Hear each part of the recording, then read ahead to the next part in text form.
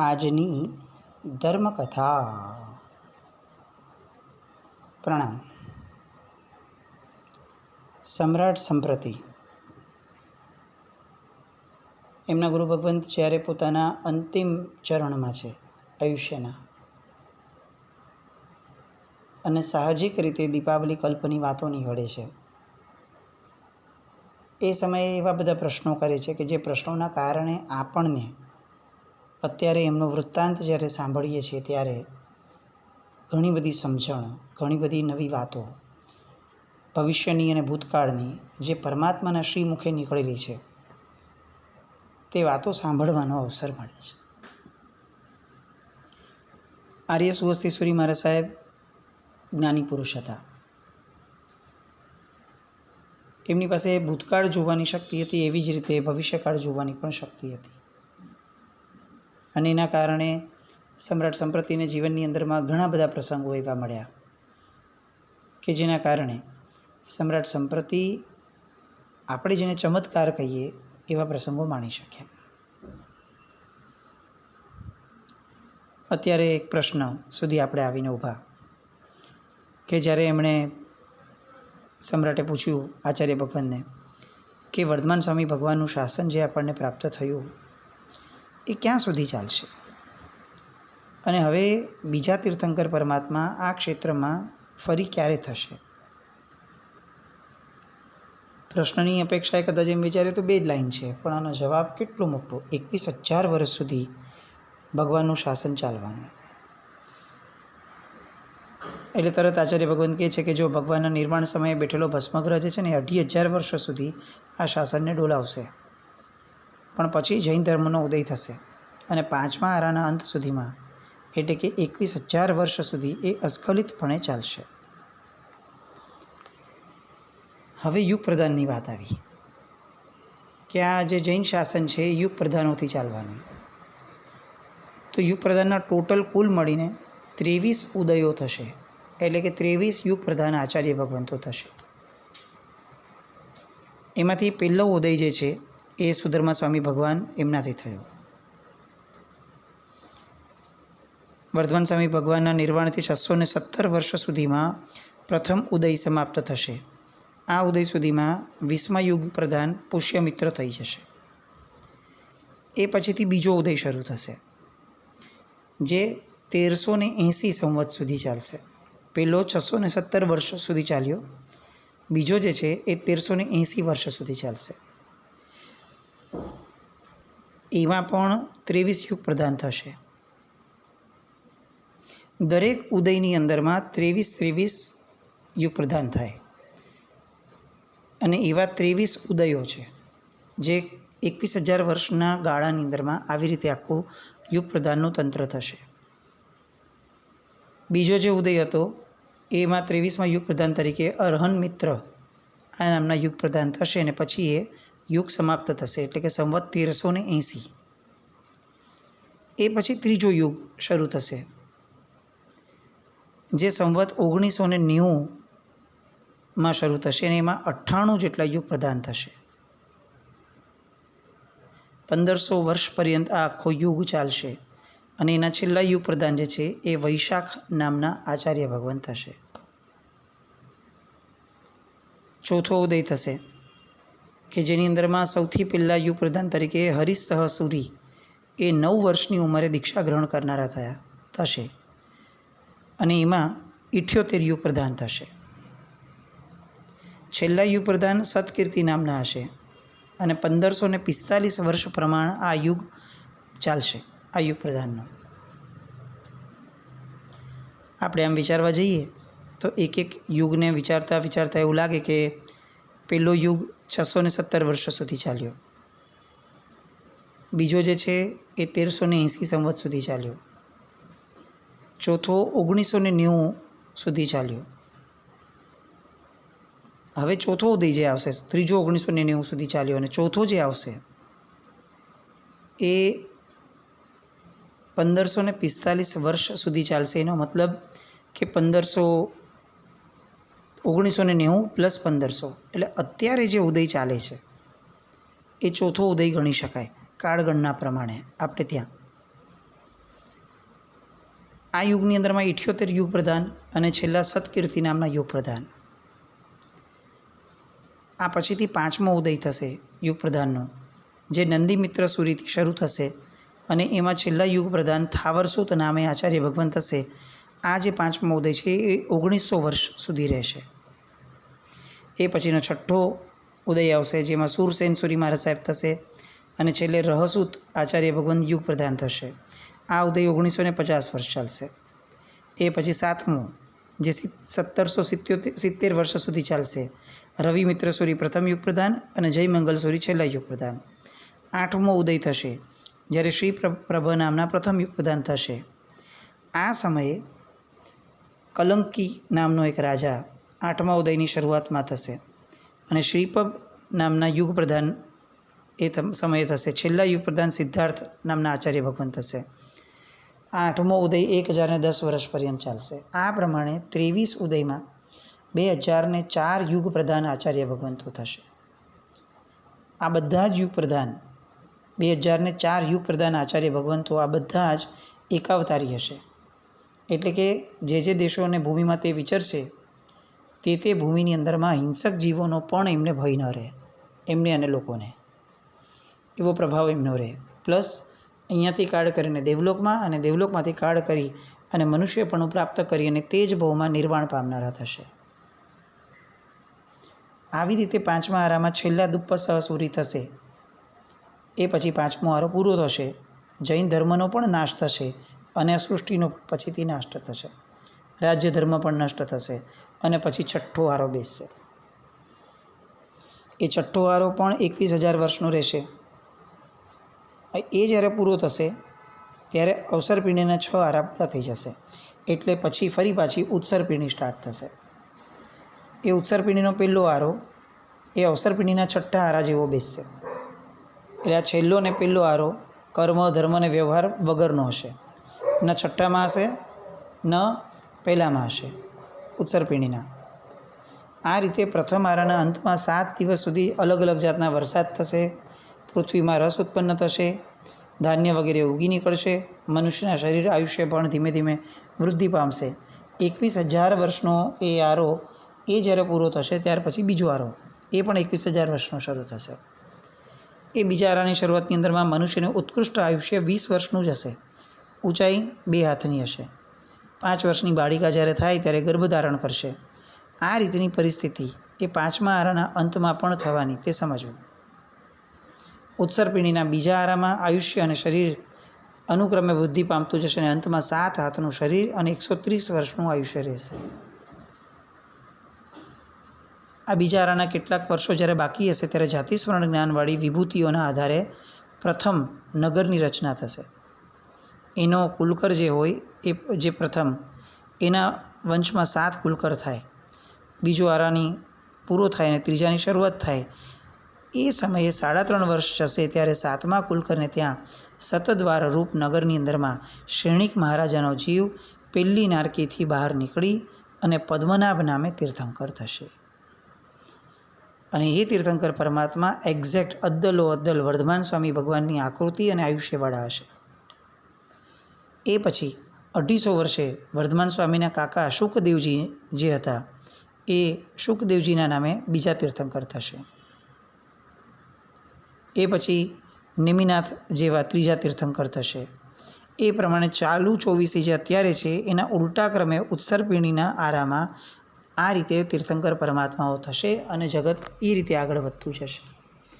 અત્યારે જેમ 24 પરમાત્માઓ છે એના રિવર્સ ક્રમમાં આવતા 24ની અંદરમાં થશે. આ રીતે 5મા આરાનું આખું વર્ણન, ભસ્મગ્રહની બધી વાતો, એ બધું આર્ય સુહસ્તીસુરી મહારાજ એ આ સમ્રાટ સંપત્તિના પ્રશ્નના ઉત્તરની અંદરમાં એની કુતૂહલતાને પૂર્ણ કરવા માટે જણાવે છે. અનેક પ્રશ્નો સમ્રાટ સંપત્તિને થયા, આપણને પણ થતા હશે. આપણું નસીબ ઓછું કે આપણને એવા કોઈ જ્ઞાની પુરુષ મળ્યા નથી. ભલે આગમોની અંદરમાં બધી જ વાતો સરસ મજાની આપણને બધાને પ્રાપ્ત થઈ છે, પણ એ આર્ય સુહસ્તીસુરી મહારાજ સાહેબ જે રીતે સંતોષી શક્યા એ અદ્વિતીય હતું. કારણ કે દરેક નાના નાના પ્રશ્નોના પણ જવાબ આર્ય સુસ્તી મહારાજ સાહેબ પોતાના જ્ઞાનના આધારે આપી શકતા હતા. સંપ્રતિને પ્રશ્ન થયો કે લોકો કેવા હશે આવનારા સમયમાં 21,000 વર્ષની અંદરમાં, અને એટલે ત્યારે સાહેબ એને કહે છે કે લોકો અલ્પસત્વવાળા થશે અને ભારે કર્મી આત્માઓ આ કાળની અંદરમાં ઉત્પન્ન થશે. તપ કરશે, કષ્ટને પણ સહન કરશે, પણ આ બધું જ કરવામાં એમનું લક્ષ્ય જે હશે એ મોક્ષ સિવાયના બીજા બધા હશે. અને એટલે જ ધર્મ અને આરાધના ન કરનારા લોકો એ વધુમાં વધુ આ સમયમાં ઉત્પન્ન થશે. આ સમયના લોકોની બીજી એક લાક્ષણિકતા હશે કે આ બધા જ એ જીવાના લોલુપી હશે, એટલે ખાવા પીવામાં ખૂબ આસક્ત રહેશે. 5 ઇન્દ્રિયના વિષયમાં પ્રમત્ત રહેશે અને એના કારણે ત્યાગ ધર્મ કોઈને નહીં ગમે. લોકો તપ કરશે પણ ત્યાગ ધર્મ વિનાનો તપ કરશે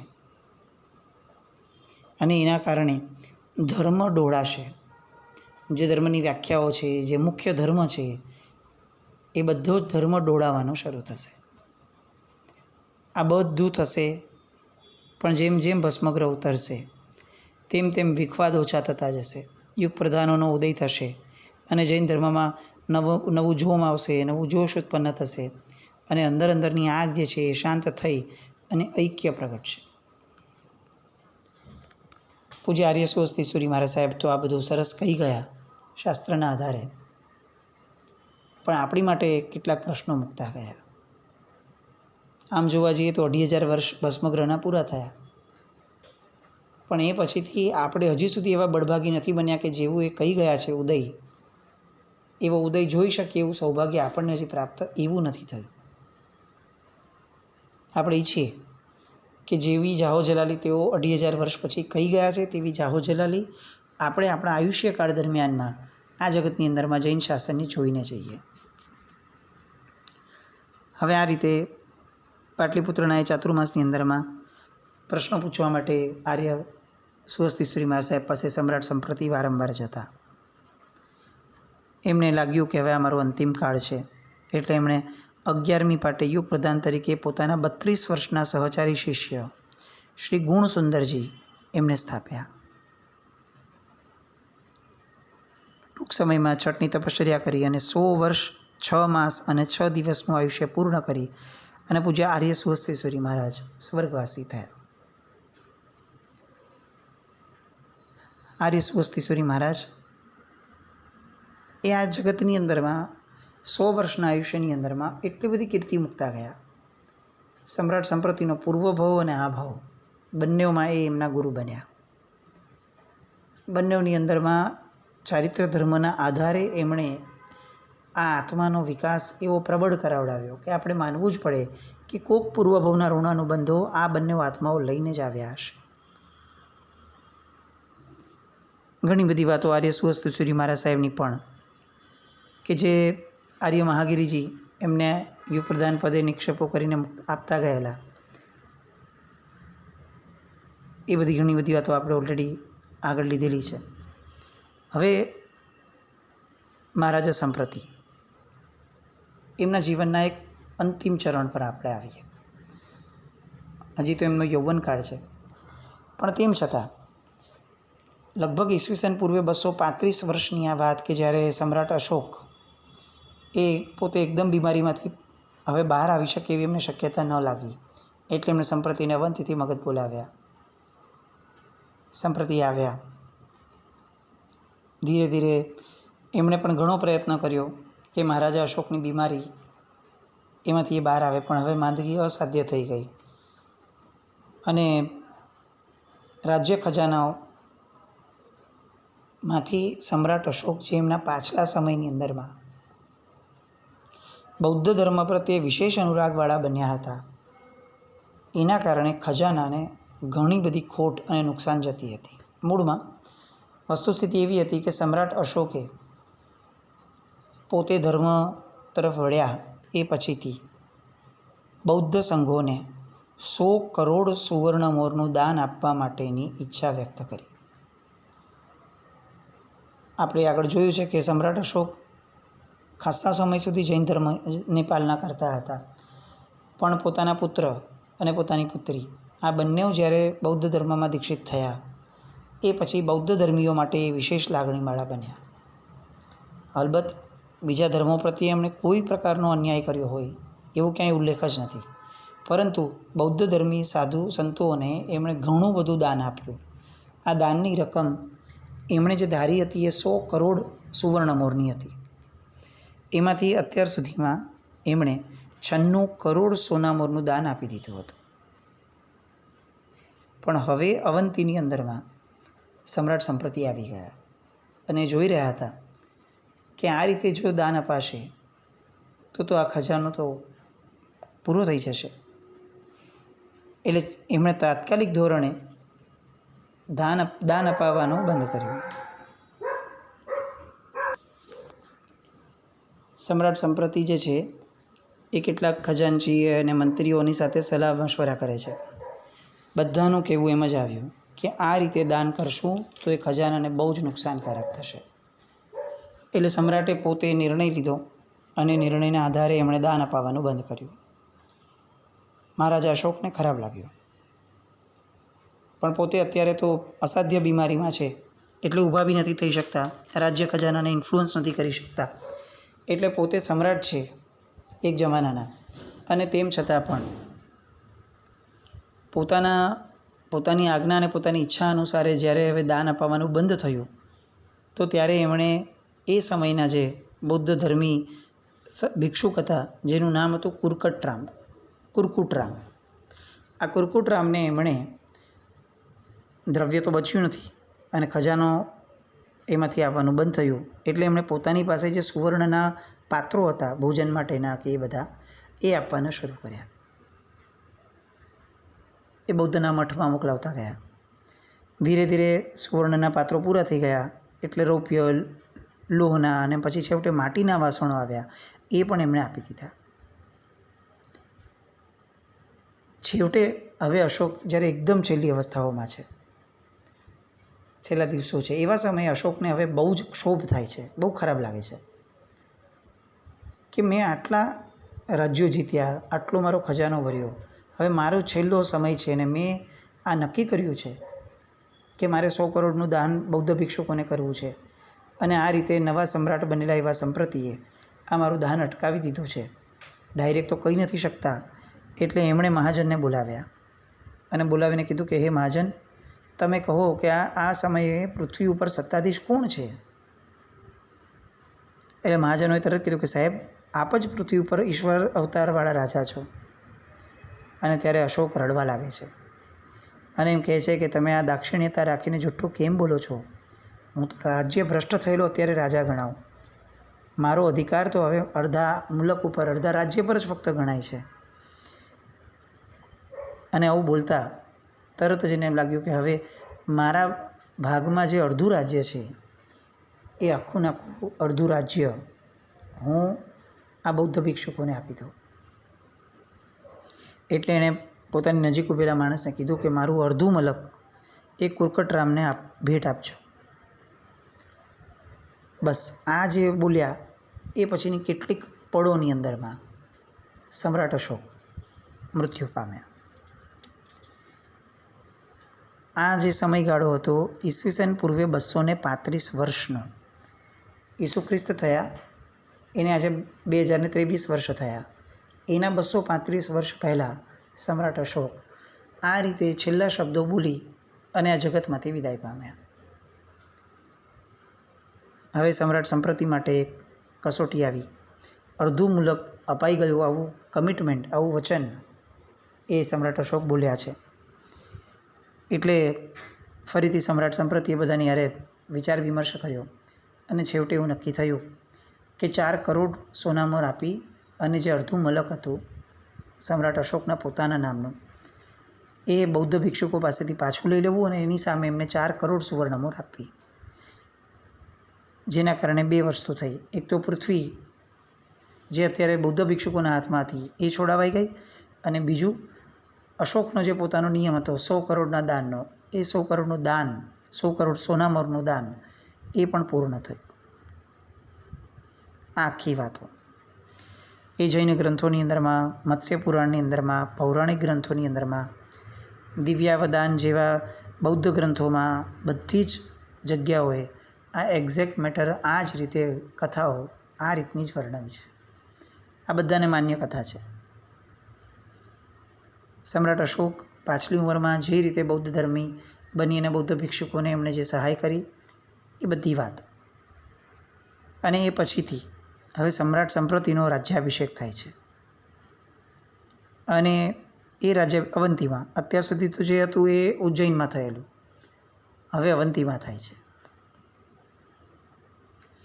પણ એ સમયે આર્ય સુવસ્તી મહારાજ સાહેબ વિદ્યમાન ન હતા અને ગુણસુંદરજી મહારાજ કે જે યુગ પ્રધાન પદને શોભાવતા હતા એ બહુ જ સારી રીતે સમ્રાટ સંપ્રતિને અવસરે અવસરે ઉપદેશ આપી અને ધર્મ તરફ એમને વાળતા રહ્યા હતા. હવે આ રાજ્યાભિષેક પછીથી સમ્રાટ સંપ્રતિ એક આખી ને આખી નવી દિશા જૈન ધર્મની જે ઊભી કરવાના છે એ દિશા કઈ હતી અને એ દિશામાં એટલું બધું આપણને નવું જાણવા મળશે, એટલું બધું કંઈક અલગ સાંભળવા મળશે કે જે સાંભળીને ખરેખર આપણી આંખો પહોળી થશે કે જૈન ધર્મ એ સમયે શું જબરદસ્ત પ્રચાર અને પ્રસારને પામ્યો હતો. એ બધી વાત આવતીકાલ પર રાખીએ. જીનાજ્ઞા વિરુદ્ધ કંઈ પણ બોલાય તો મિચ્છામિ દુક્કડમ. જૈનમ જયતિ.